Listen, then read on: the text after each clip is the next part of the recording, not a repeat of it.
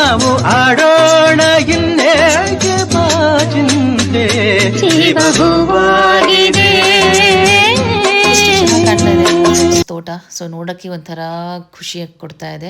So green and white ಸುಣ್ಣ ಹೊಡೆದಿರೋದಕ್ಕೆ ಸುಣ್ಣ ಬೆಳೆದಿರೋದಕ್ಕೆ ತುಂಬ ಚೆನ್ನಾಗಿ ಕಾಣ್ತಾ ಇದೆ. ಇದು ಬ್ಯೂಟಿಫುಲ್ ಆಗಿದೆ ಅಂತ ಹೇಳ್ಬೋದು.